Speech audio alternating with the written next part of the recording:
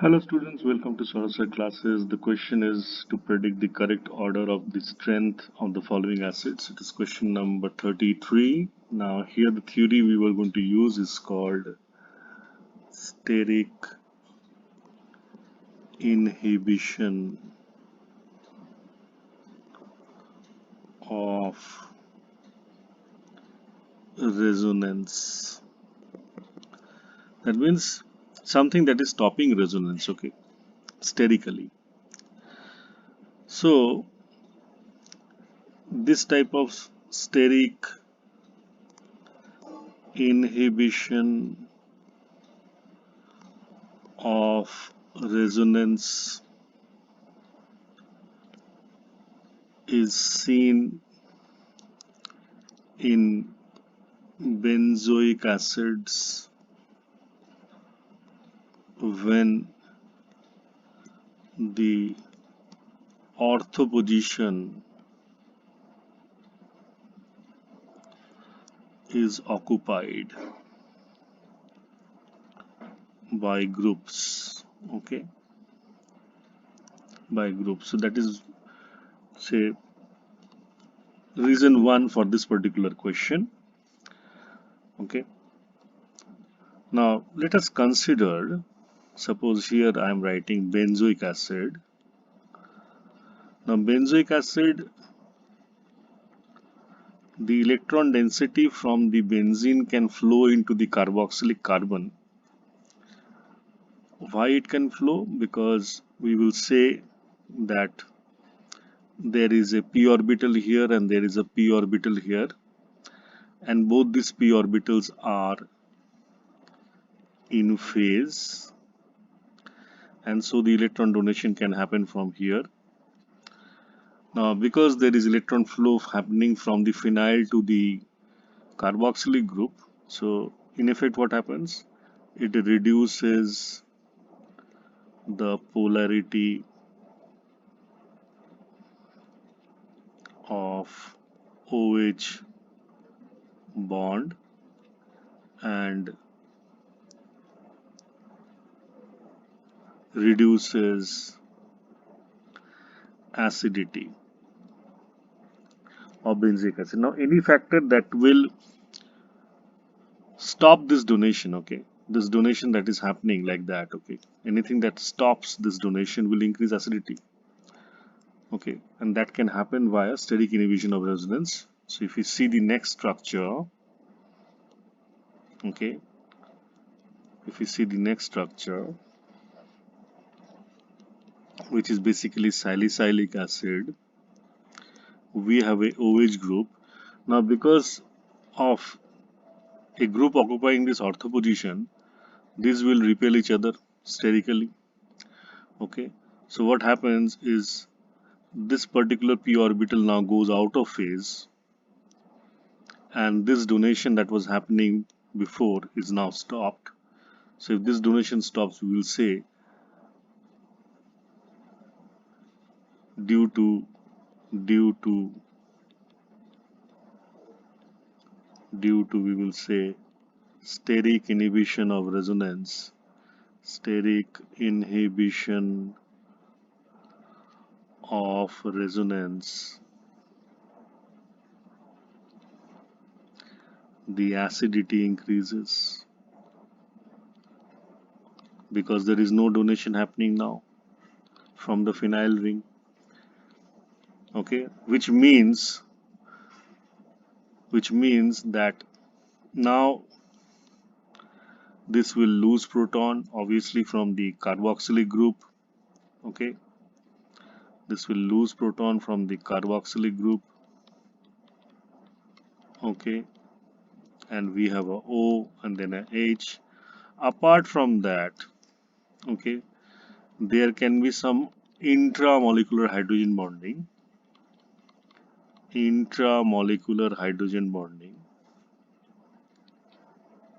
H bonding, okay, making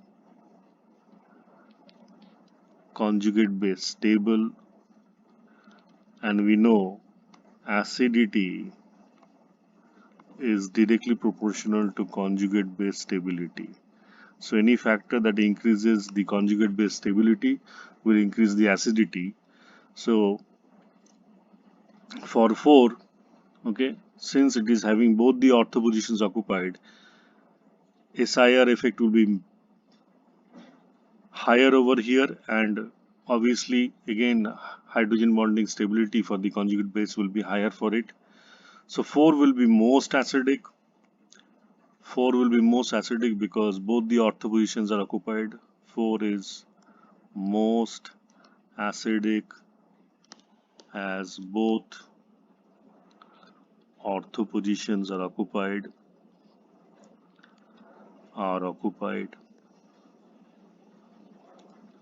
means higher SIR effect, that is steric inhibition of resonance effect, is higher in this 4. So it will be most acidic, which will be followed by salicylic acid, that is 2.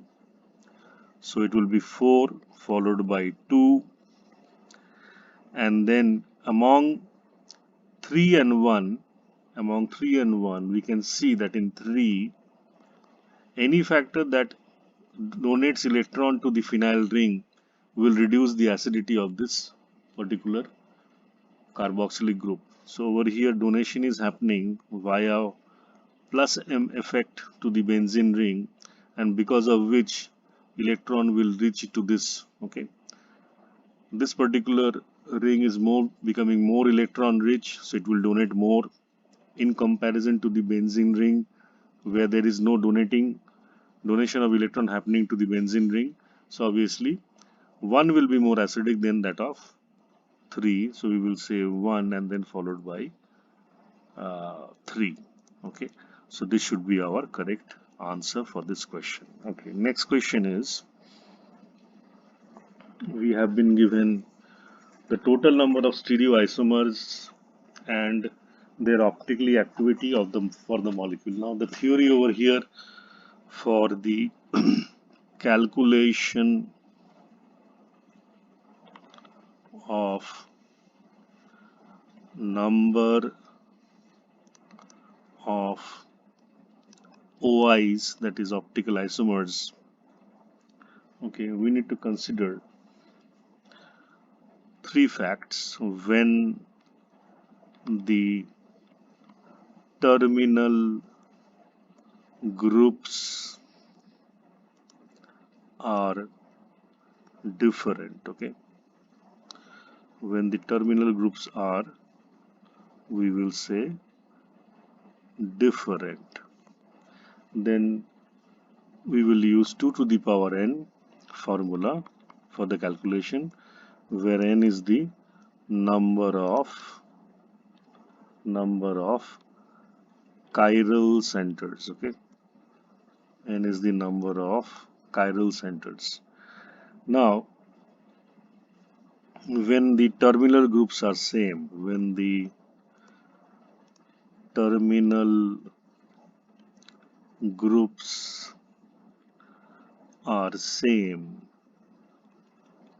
all right, 2 cases may arise, that n is odd and n is even.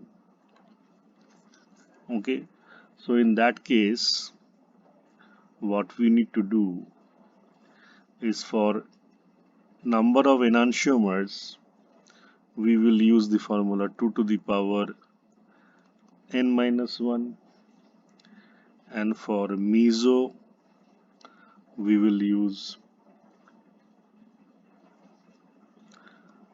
2 to the power n minus 1, 2 to the power n minus 1 by 2. Okay, this is the formula.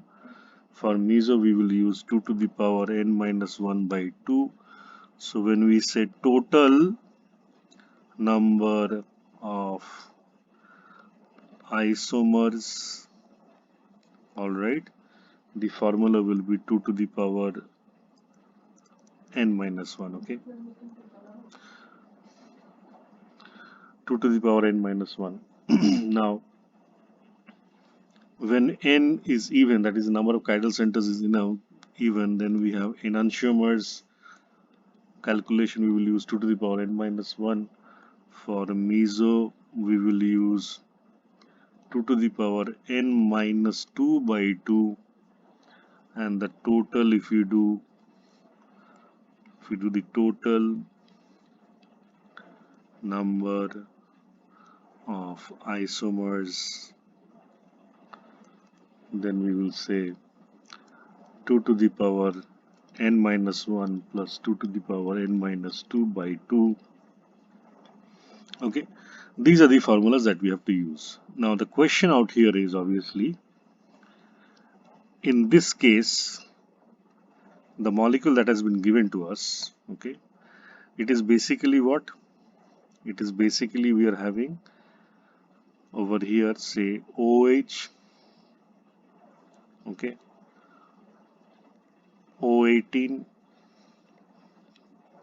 all right. Yeah, let me redraw it. This is OH, we have O18, and then we have CH3H, we have CH3H. As we can see, we are having two chiral centers. We are having two chiral centers. Why we are calling this as two chiral centers? Because it is joined to four different groups. This group is separate from this one, which is separate from this one, and this can be treated as a whole, as a group. Okay, this can be treated whole as a group.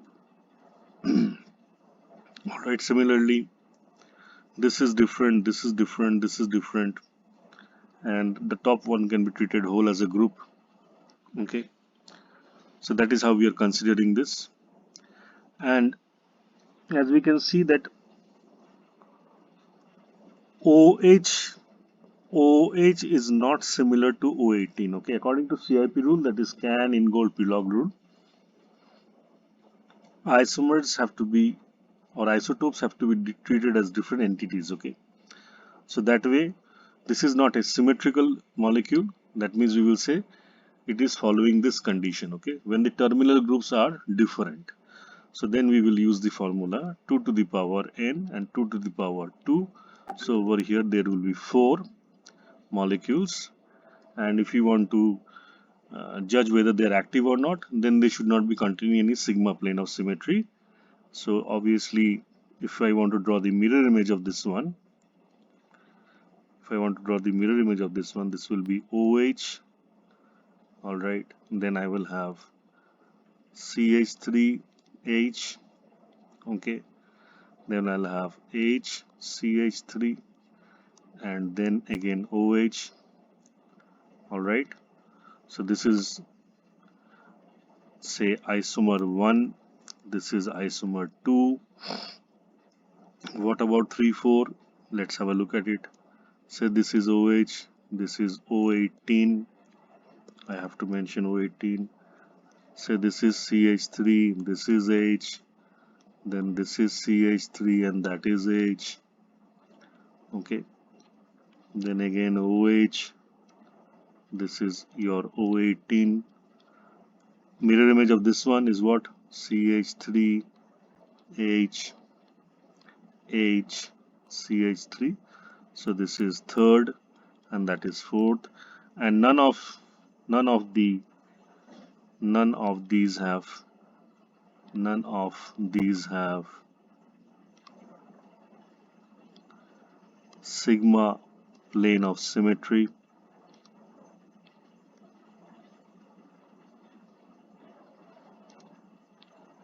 So all are active.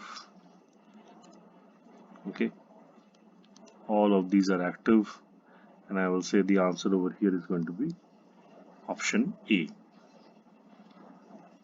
All right, now for the next question, we have been given PHCOCH3 when heated with concentrated HCl gives aldol condensation.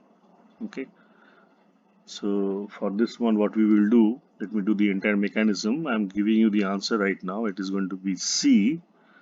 Okay, but let's look at the mechanism. Okay, So for the mechanism, okay, I'm drawing the mechanism for you. Let's have a look. So we have, okay, this is your CH3, all right. Now that is the enol that will be formed under the acidic medium. This is CH2, all right. Suppose this is the proton. This has been taken off and this is making an attack over here. So while this is doing an attack, this bond is coming over here, and so we are getting a unit something like this. I'm using Me for CH3 out here. So this is your H, that is double bond O, pH. This goes here. This bond will be taken up by this one. Then that would mean I will have a molecule which will be having a structure something like what I'm showing over here, double bond. Then I have OH, I have pH. Under the presence of acidic medium, this comes here, that goes there, okay, and that goes there. So eventually I'm getting this one. There is, I will say, pH, okay, this is the H, double bond O, pH, this is the H plus, all right. So suppose I'm taking this here, this goes here, okay, that is making again an enol, okay. So now we have a alpha beta unsaturated enol, which I have shown here, okay. Now this is going to make attack with the third molecule of acetophenone, which is here. So this is making attack, that is going to the H plus, okay, a repetitive of what we have done before. This is coming here, that is going there, okay. So eventually that means if we follow this route, we are going to get something that is going to be looking like this, okay. pH, double bond O, pH, all right. I'm just rearranging this molecule, okay, something like that. We have pH, double bond OH, pH, okay. Again, from the enol to the keto form, we are writing this is pH, okay. Then we have double bond O, this is pH. If this is taking up the proton, then this particular bond will attack here, miss the double bond over here. So that is going to form a closed ring, okay, wherein we have the plus charge here, isn't it? Then we have the H here, we have the OH here, isn't it? And suppose we are taking this in, that goes out, all right. There is a pH over here, there is also a pH over here with the double bond. So if this goes in, the double bond will form here, then again a double bond here. So finally we can write this product, which is obviously going to be,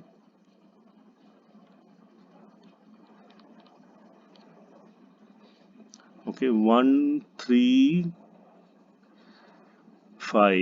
triphenyl benzene, okay. That should be our product, and our answer is going to be as I've shown. Now here in question number 36, we have been given out here benzene that is attached to two different halogens. Then it is being treated with Mg in presence of dry ether. Now, had there been only one bromo, then Mg would be formed. Okay, Mgx would have been formed. But here there are two such halogens, so CBr bond is weaker than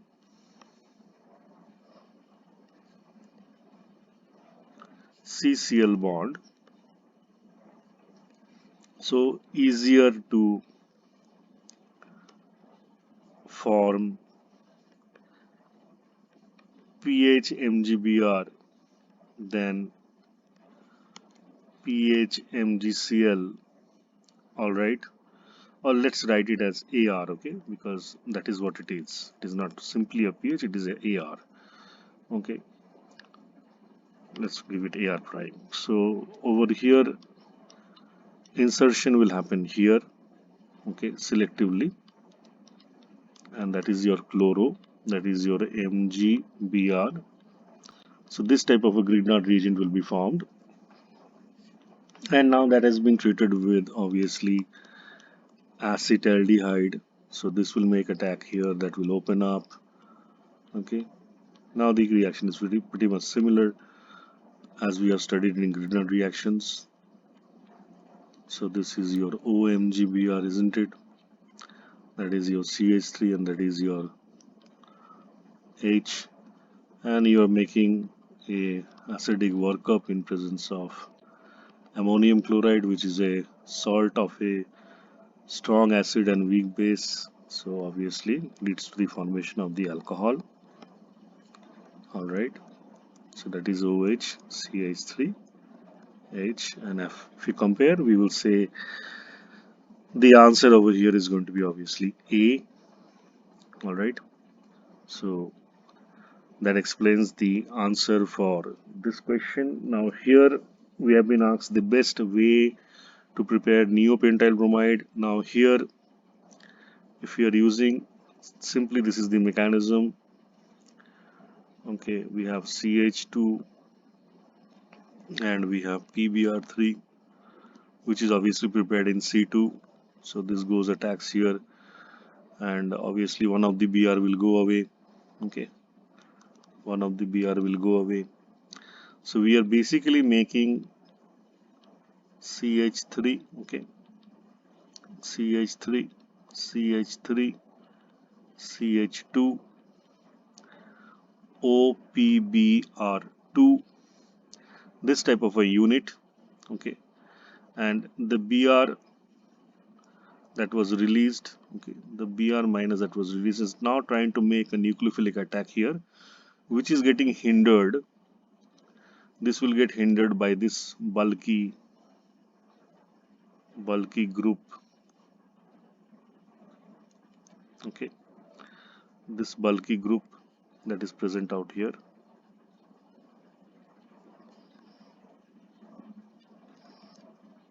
So reaction will be very slow. Will be very slow as it follows SN2 pathway. Okay, this is SN2 pathway. All right, that is the simple reason why we will not get good yields in this type of a reaction. Again, if you're treating with Me4C, then dibromo tribromo products can also be formed. Products can also form.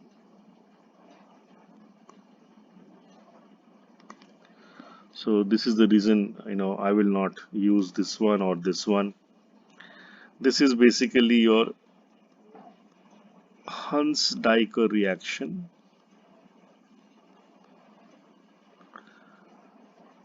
Okay, in which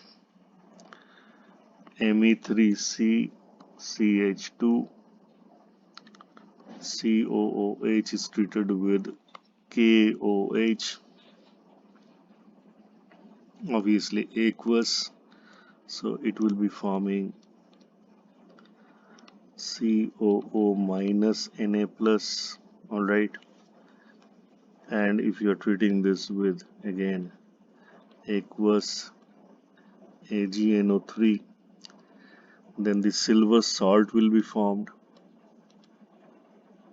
CH2COO. Okay, and this, if it is treated with Br2 in CCl4, so it follows radical mechanism.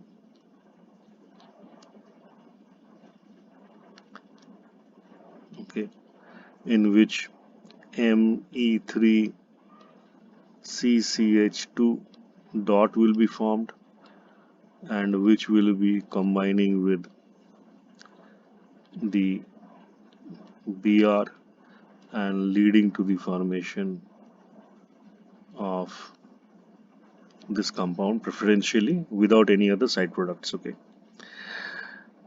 so obviously I will be using this one.